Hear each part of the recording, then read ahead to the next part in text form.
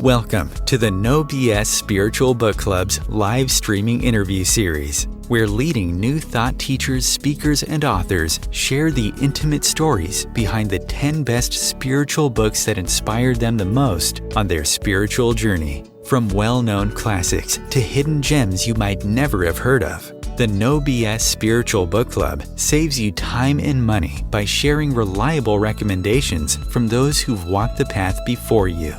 The No BS Spiritual Book Club, the only no BS guide to the best spiritual books to inspire your own journey of self-discovery.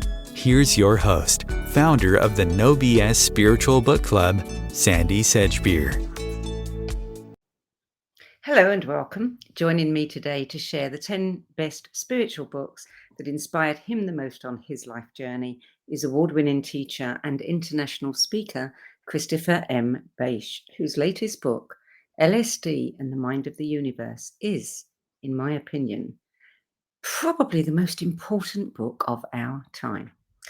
Chris Bache is Professor Emeritus in the Department of Philosophy and Religious Studies at Youngstown State University, where he taught for 33 years.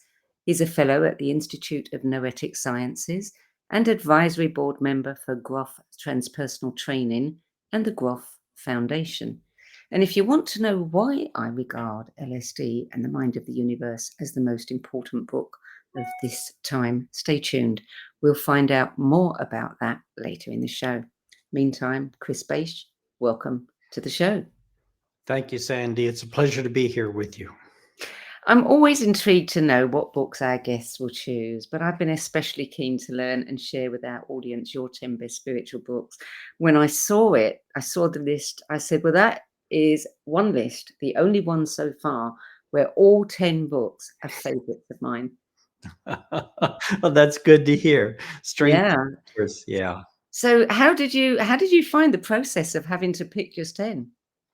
It's kind of interesting that there were so many books to choose from, and in the process of choosing the ones that spoke most deeply to me at any particular time in my life, I found myself kind of drawn to kind of more intellectually oriented books because I'm an academic. And at the end, I was quite struck by how much I don't know. You know, the books help me so much, but there's so much that I've left untouched in the spiritual field. Wow. Well, I beg to differ. And our audience will find out later why I say that. I mean, when you say there's so much you need to know, I would have thought you know what we all want to know, and that's enough. It's not so much what I need to know, it's just stuff that I don't know. I feel content with what I have learned through my journey. Yeah.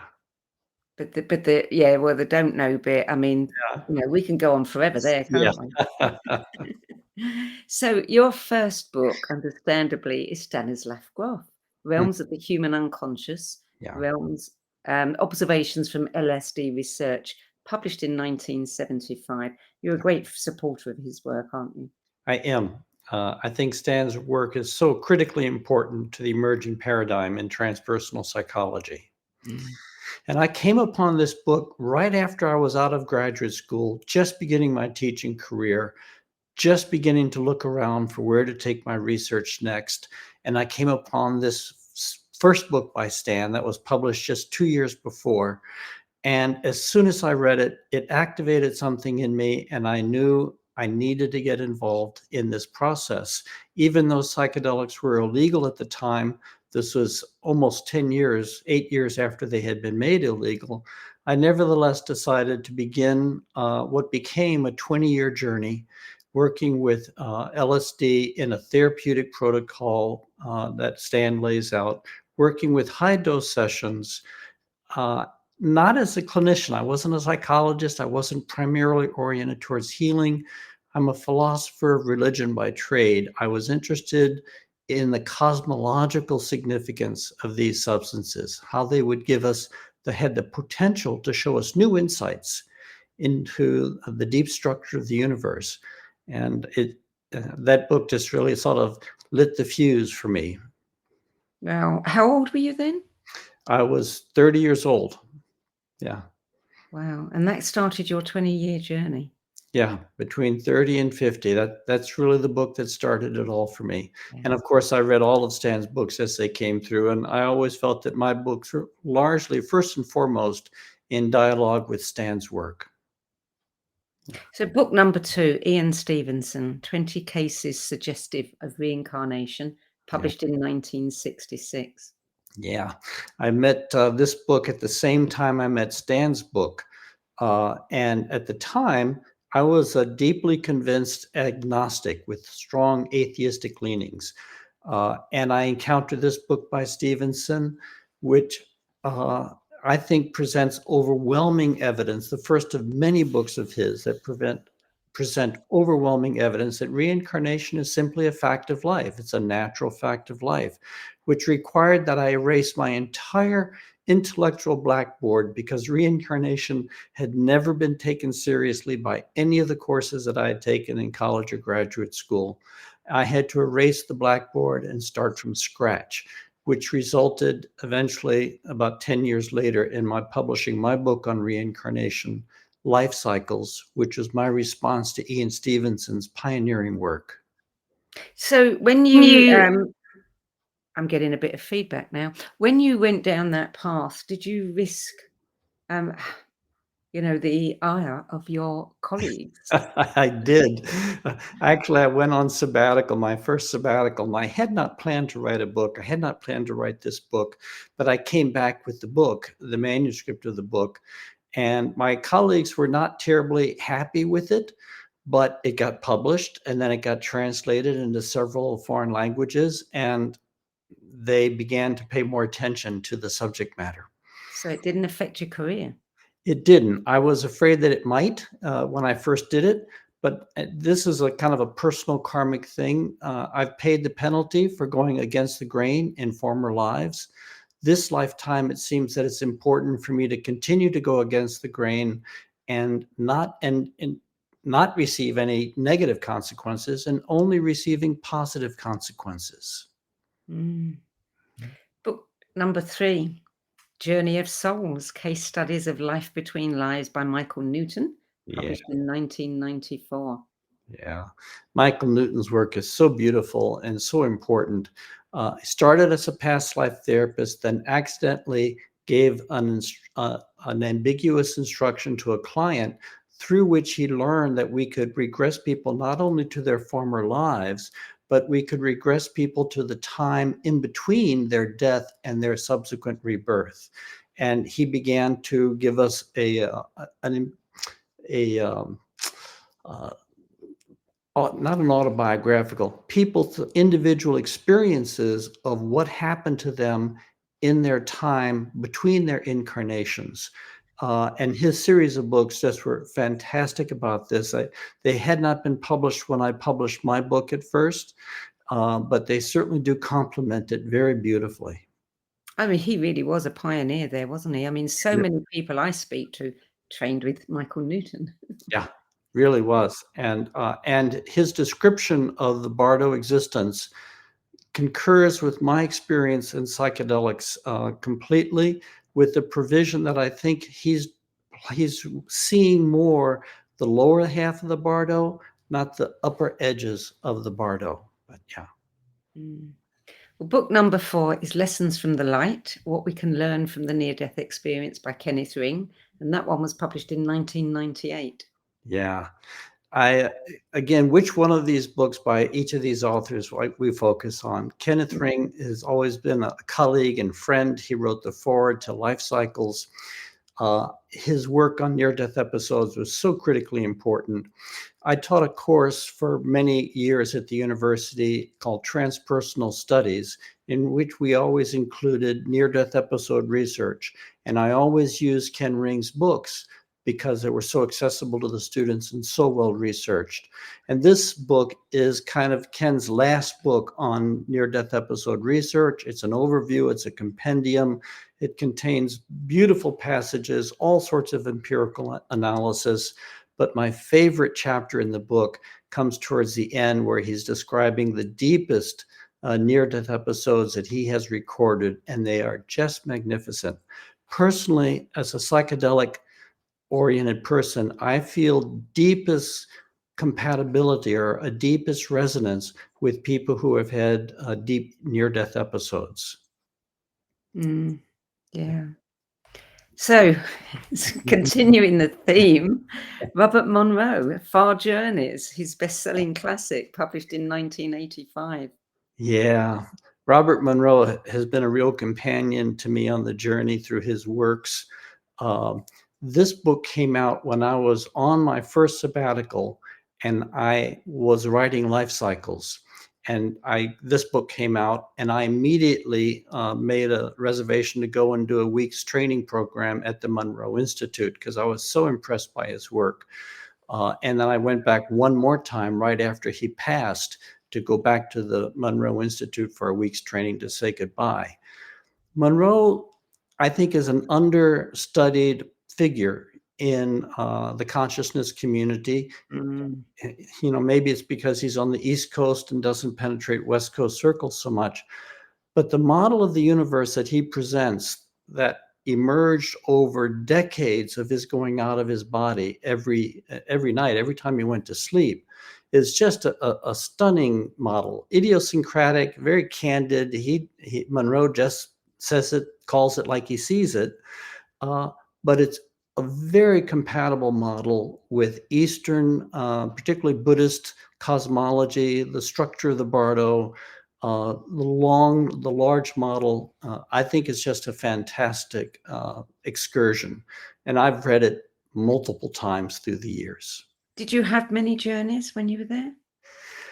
You know, getting out of my body is never an aptitude that I seem to have developed.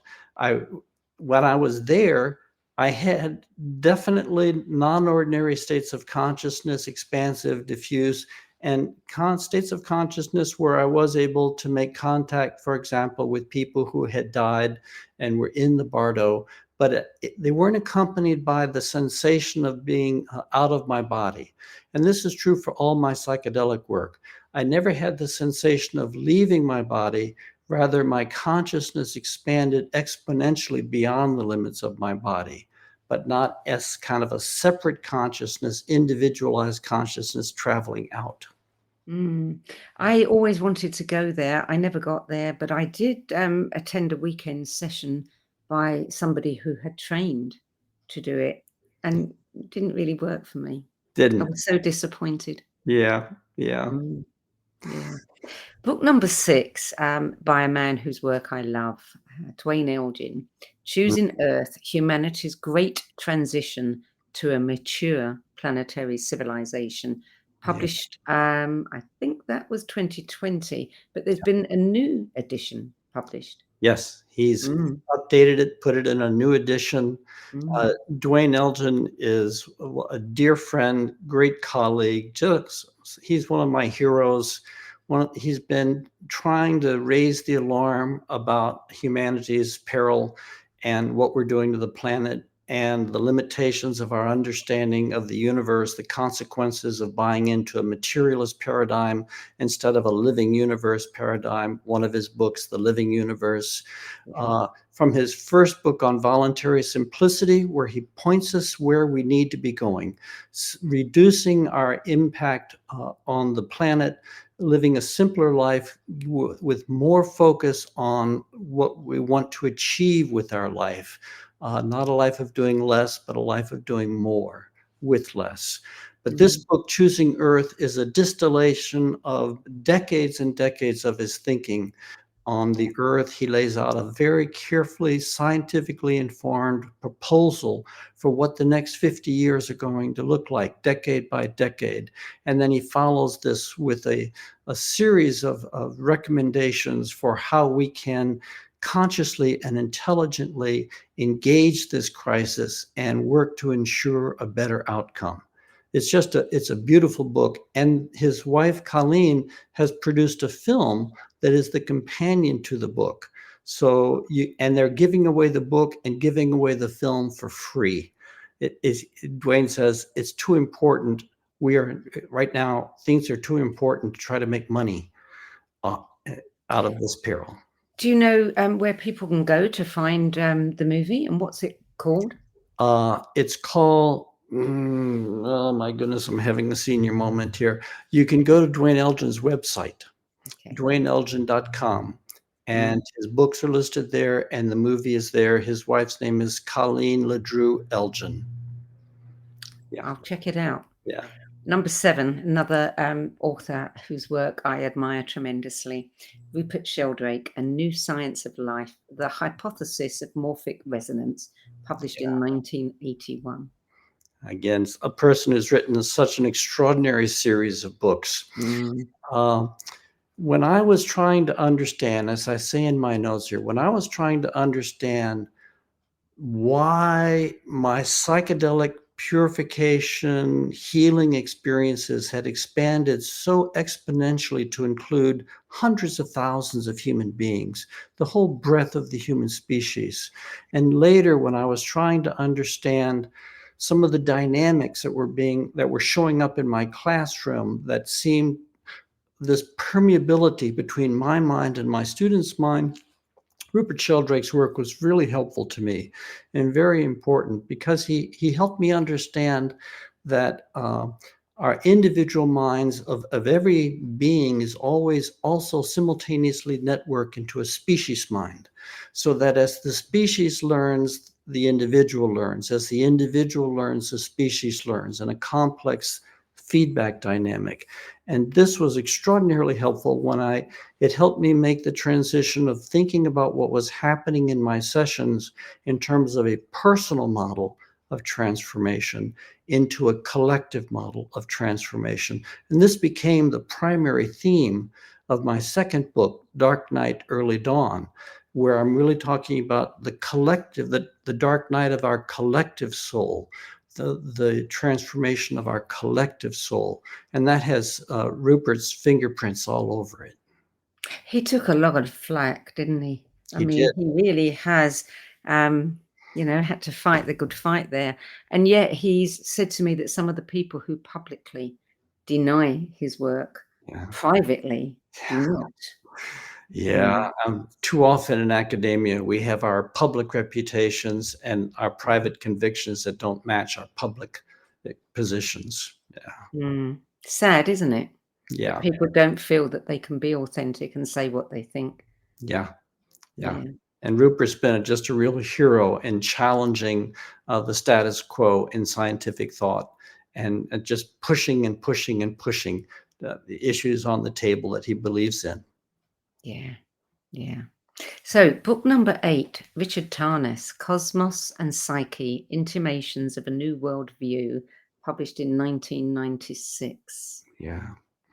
Rick Tarnas is another colleague and dear friend, an extraordinary astrologer. After establishing his professional reputation as an historian of intellectual thought with his book, Passion of the Western Mind, he then came out with this book, Cosmos and Psyche, in which he makes the case that astrology not only illumines the lives of individuals, and he demonstrates this very powerfully in the book with known historical figures, but that astrology can be used to illumine historical epics. And that is the larger thesis, which is so particularly provocative, is his analysis of history in terms of the rhythms of the archetypal astrological pulses of our solar system, and showing a correlation between the quality of the archetypal energies that are being brought into focus from an astrological lens, to looking at what's actually happening at an historical level and showing the correlations. And I think it's an extraordinarily important and very valuable book. Also a real tour de force. You have to strap in when you read one of Rick's books. Yeah, I'm sure. Yeah.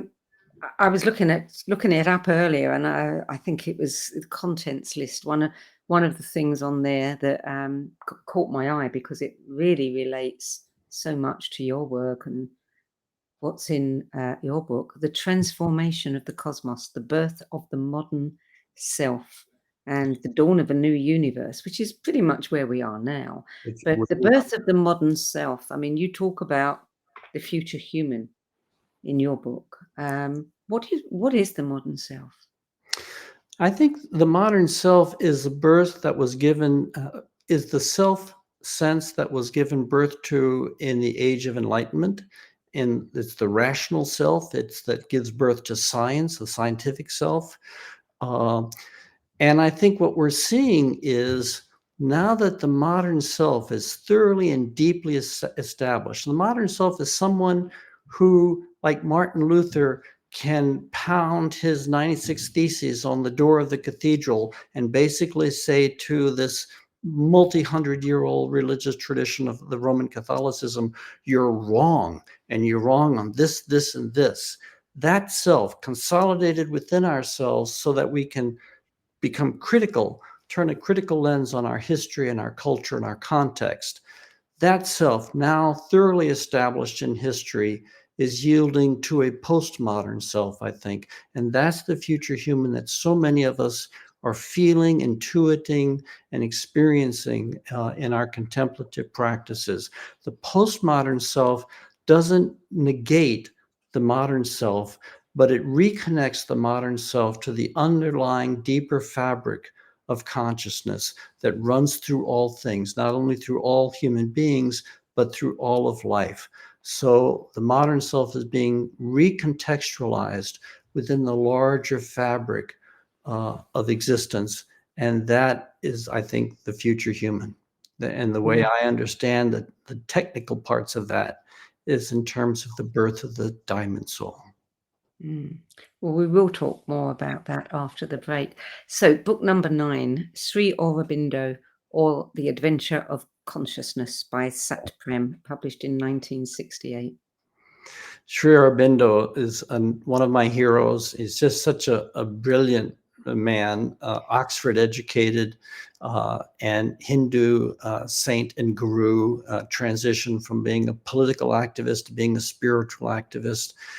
And he more or less channeled all his books. I mean, apparently all of his books were written within 6 years. He just channeled them.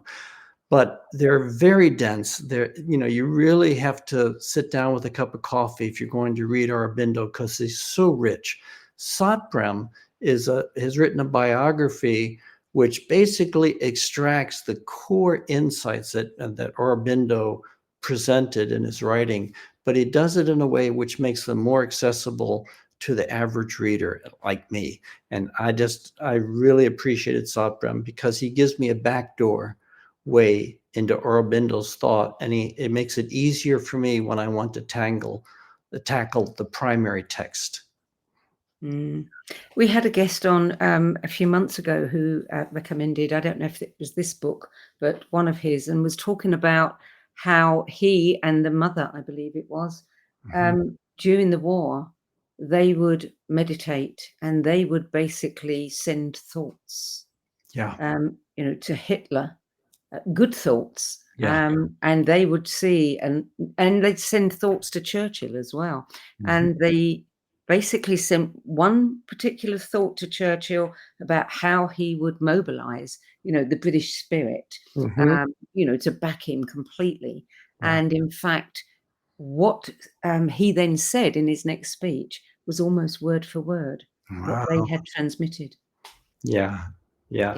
They live in the truth of the open expanse of mind, and that our individual thoughts and minds, when focused, can travel into the ocean of consciousness and reach your intended destination. Yes. Yeah. It made me, I've got to put him on my reading list. The last book is The Flight of the Garuda, Teachings of the Dzogchen, Tradition of Tibetan Buddhism by Keith Dowman, published in 1994. Yeah.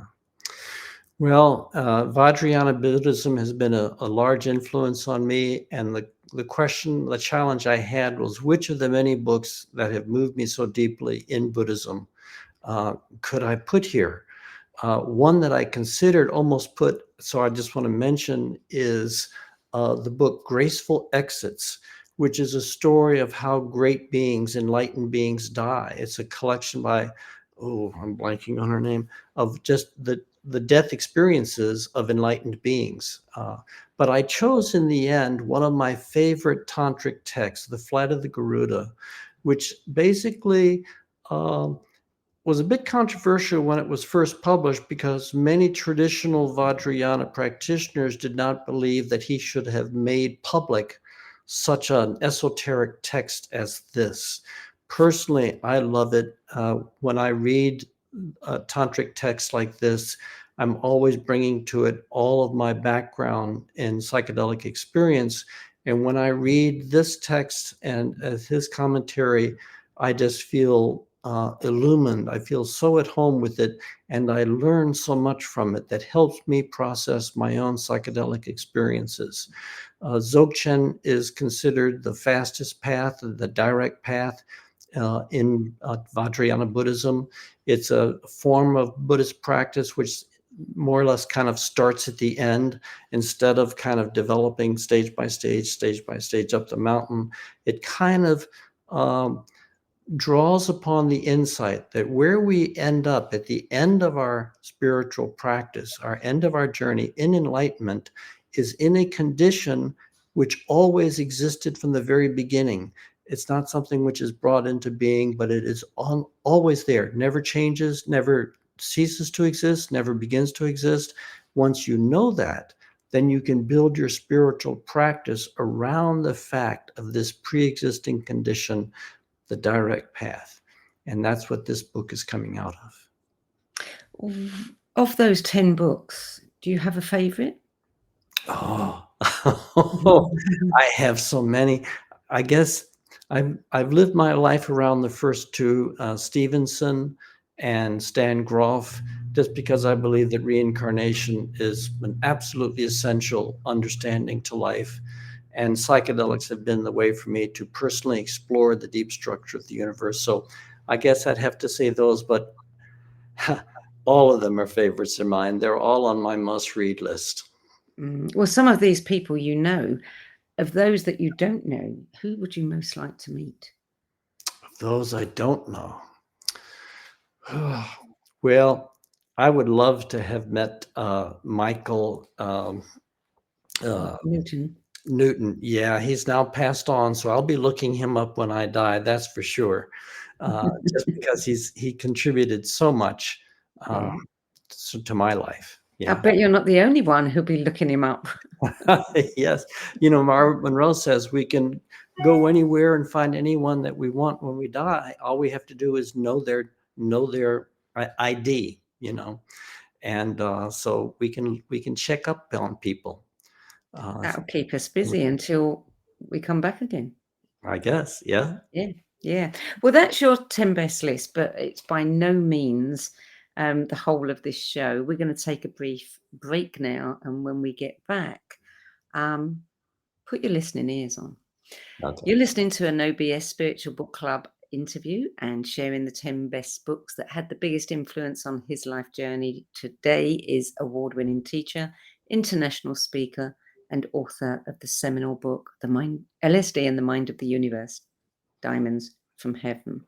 We'll be back with more from Christopher Bache after the break. Stay tuned.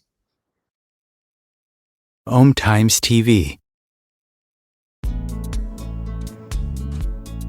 Maya Angelou once said that there is no greater agony than bearing an untold story inside you. I'm Sandy Sedgbeer, and when I'm not hosting Om Times Media's flagship radio show What Is Going On and the No BS Spiritual Book Club, I help people share their untold stories.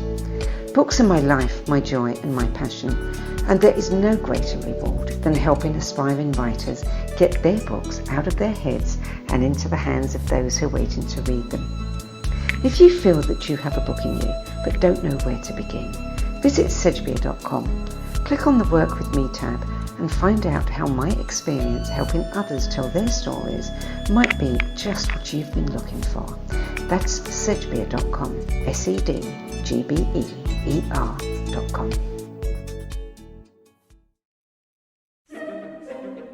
Imagine becoming a super influencer. Reinvent yourself, invest in your brand, and then manifest your success with a robust spheric approach. Om Times Media and Broadcasting offers a unique and multifaceted way to become the spiritual and conscious influencer you deserve to be by putting your message across our powerful platform with its proven record of integrity and excellence. Through our produced shows, Om Times offers the opportunity to become a social media TV personality, a radio show host, an Om Times magazine columnist, and a syndicated podcaster, all in one shot. By live streaming your show on Om Times TV and broadcasting it across the extensive Om Times radio and TV networks, you become more than a host. You become an ambassador and a force for positive change. Om Times. Open yourself to the possibilities. There are 16 million children struggling with hunger in America. That's 1 in 5 daughters, sons, neighbors, and classmates who don't know where their next meal is coming from. Yet billions of pounds of good food go to waste every year. It's time we do something about it. Feeding America is a nationwide network of food banks that helps provide meals to millions of kids and families in need. Visit feedingamerica.org to help them feed even more. Together, we can solve hunger. Together, we're feeding America. Welcome back. Christopher Bache. In 1979, you embarked on a life-changing journey. You said to explore your mind and the mind of the universe as deeply and as systematically as possible with the help of LSD. And over the next 20 years, you experienced 73 high-dose sessions following Stan Graf's protocols. Those journeys, which were intensely grueling and also equally blissful, took you beyond the beyond, took you to a place I would love to go, into a unified field of consciousness that underlies all physical existence. There's so many questions. We won't have time for all of them. But why don't you tell us, what is the most important thing that you think we need to know that you learned on those journeys? Oh, that's a hard question. First thing that pops in my mind is don't do what I did, I wouldn't do it the same way if I did it over again, but I would be much gentler on myself. And that's partly one of the things I learned was I thought the purpose of this work was to get to an end state, that there was an end state that would change my life, transform my life. And what I learned along the way, and I was 17 years into this journey at this point, is that it's an infinite progression. It's an infinite universe. You'll never get to the end of it. And so the whole project of pushing as hard as I did with the thought that I could get to the end of it it was a mistaken concept that I brought to it. What happens in a psychedelic state is an amplification of what's taking place in life in ordinary processes. So in order to understand what happens in a psychedelic state, you have to know what's happening in ordinary life. And here I think we have to understand reincarnation. We have to understand that this is the rhythm of life, that we are a cosmic being, that we are a being that lives in time frames of hundreds of thousands, millions of years, that this particular incarnation is only one of many incarnations on this planet. In order to understand what life is about, we have to look not in terms of the one short-term 100-year-old lifespan. We have to think in terms of the soul's lifespan, which is vast. So that's the first thing, is an underscoring and reinforcing of reincarnation.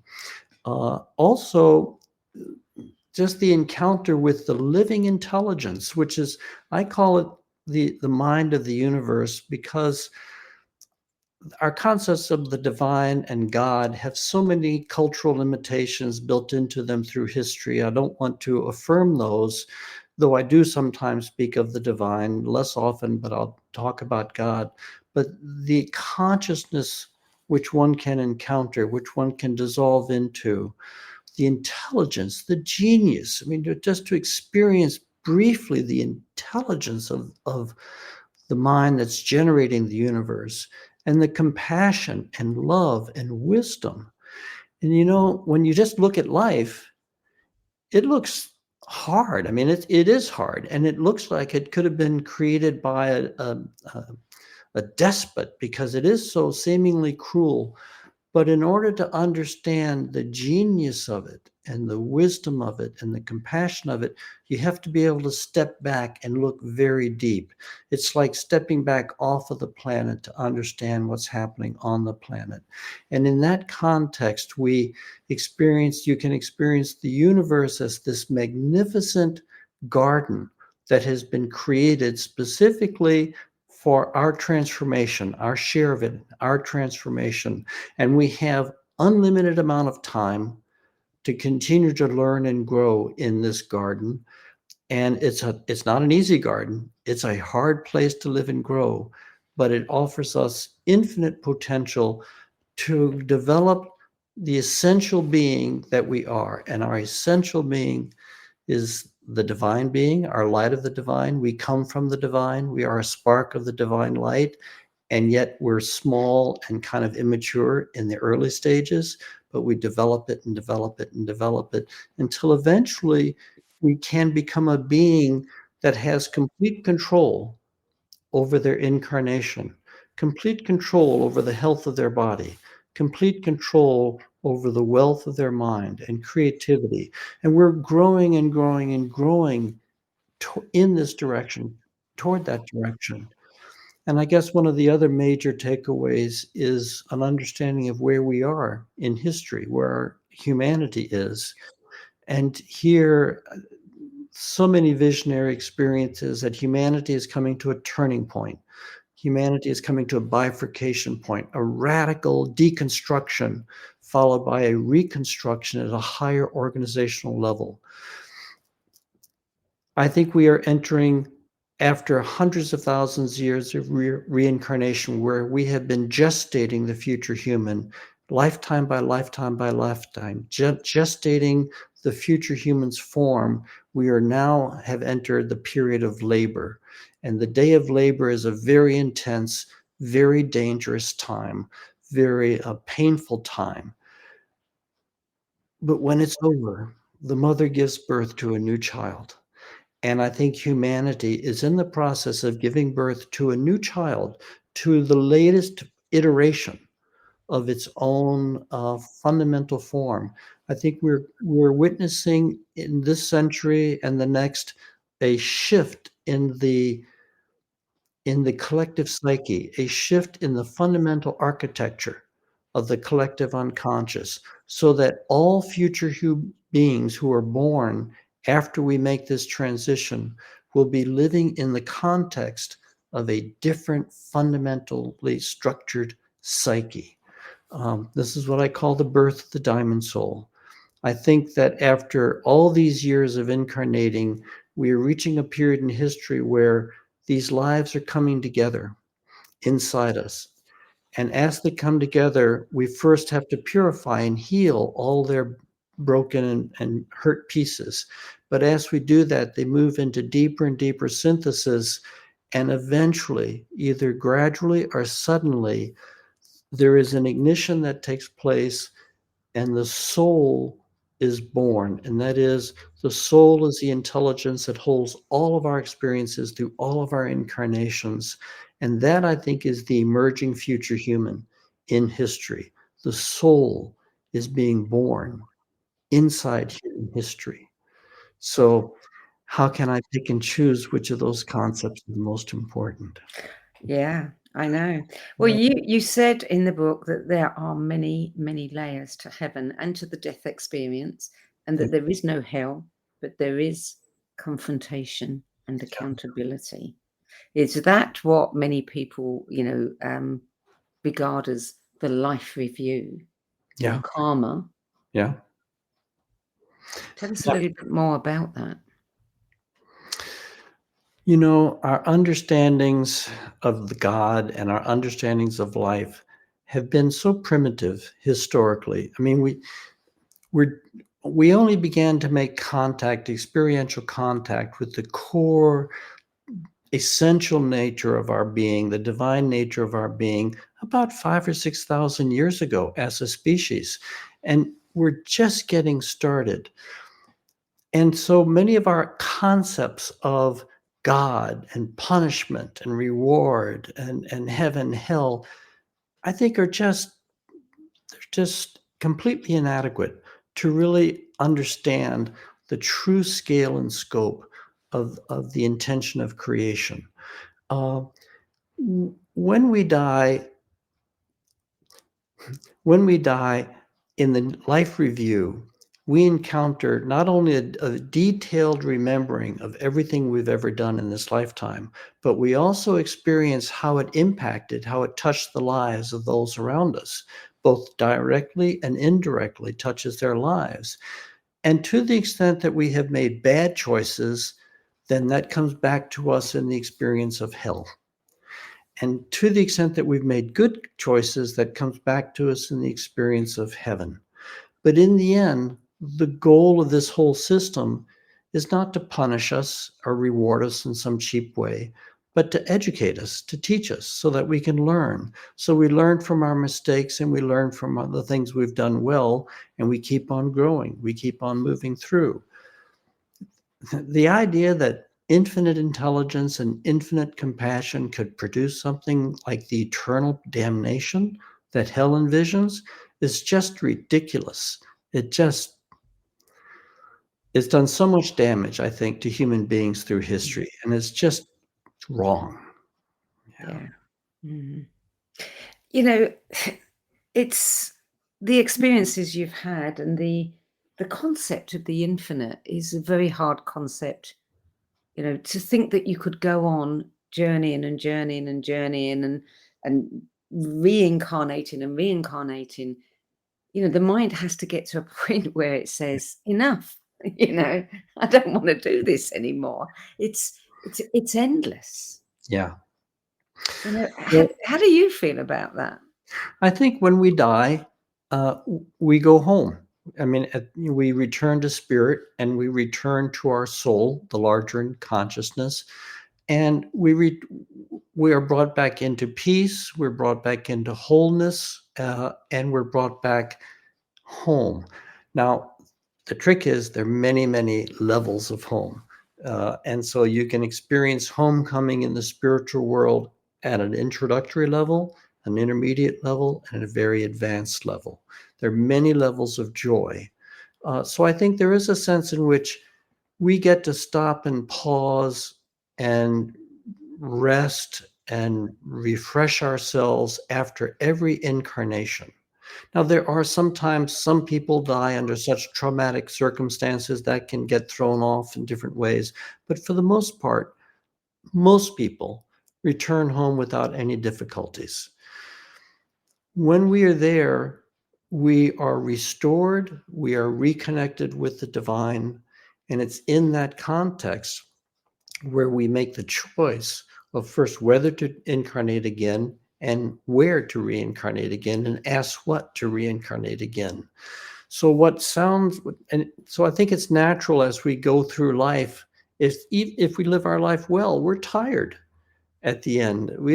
The idea of living multiple times is like, that's exhausting. We're already tired. But from the soul's perspective, it's from the perspective of having been refreshed and rejuvenated, that we voluntarily choose another course of instruction to deepen ourselves as a human being and to help other human beings, because eventually it becomes clear we're not in this alone. We're all in this together. And it's the most natural thing in the world to want to help other human beings in their own evolutionary journey. When you say that there are so many different levels, that makes a lot of sense to me. So many people write about the afterlife, have messages from the afterlife, hear about, how the loved ones are living in the afterlife or existing, and they're also contradictory. Yeah. But if there are many levels, then that really does explain a lot. But It the helps. other thing I want to talk about is you talked earlier about transformation. We are on a journey of transformation, and we are these sparks. And it makes me think then that we must be very young sparks if we need to keep on being refined and transformed. I Yeah. mean, do older sparks not come back? Good question. Good question. And again, to even begin to address that question, we have to push back the walls of our assumptions. We have to really begin to think deeper and longer and larger. The spiritual traditions that believe in reincarnation say reincarnation is obligatory up to a certain point in our developmental process. So we may drag our feet, we may take time, but sooner or later we have to come back to the reincarnation process. But there comes a time when you no longer have to. Now, the early Eastern traditions said that's the critical moment when you can leave and everybody wants to leave, and that's what the religions are all about: moksha, escape, getting to the Pure Land, getting to heaven. I don't think that's really what it's all about. But it is a significant turning point, because once we no longer have to participate in the reincarnation cycle, once it's purely optional, then we can choose to participate freely and more strategically to support not necessarily our own individual development, maybe, but not necessarily, but to be able to support the development of other human beings. You might think of them as our grandchildren, our great-grandchildren. In the end, from a deep spiritual perspective, they're all our children. They're all our grandchildren. All of humanity is. Now, there are some beings, I think, who have reached that point, and they've gone on to explore other dimensions of existence. The physical universe is only one dimension of a multidimensional cosmos in spiritual reality. So as vast as the physical universe is, it seems to be only one universe out of a multi-universe system. So in order to sort of ask, are there no old souls here, or where do old sparks of light go? That just takes us really deep into the vast expanse of things. When the Buddha was asked this question, he refused to answer it. About where does an enlightened being go?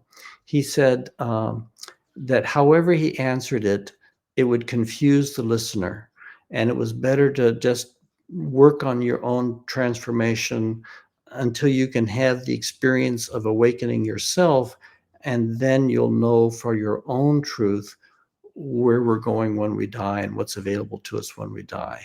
Because if you say the awakened one does not exist as they die, then leads to a mistake. If you say that the awakened one does exist when they die, that also leads to a mistake, because the conditions are so different than that either or recognizes.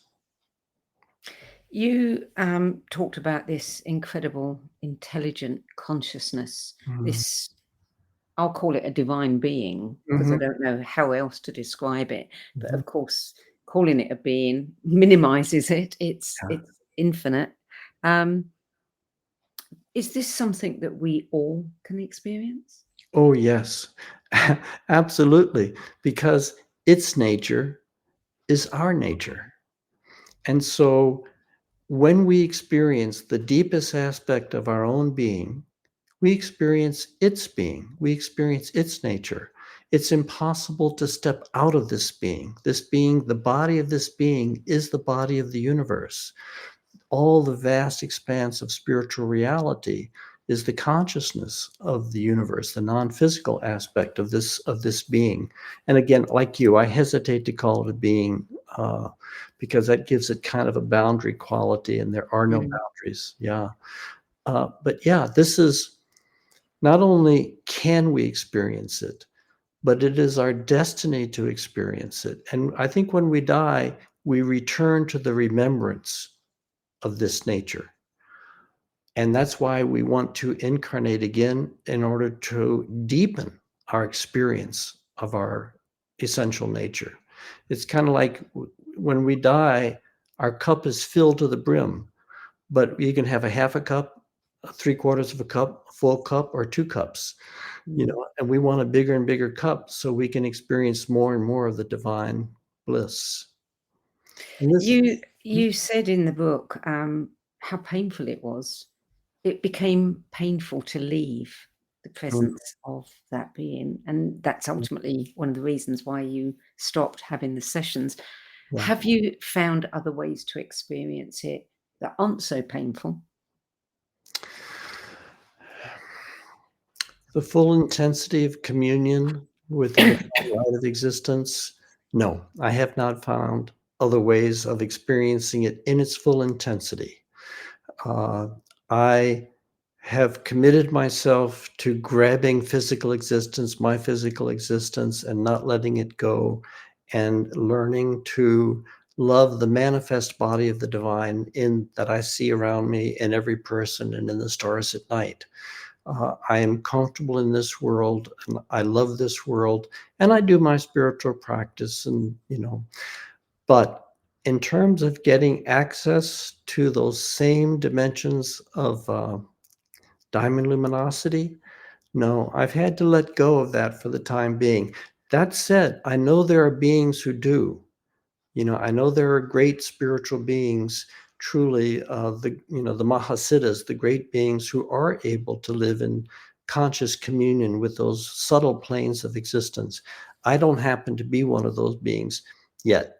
So it's still hope. But I think if I practice every day for the rest of my life in this incarnation, I still would not be able to realize, in my particular case, in traditional contemplative practice, the levels of reality that that I was accessing after 20 years of work in this particular form of practice with psychedelics.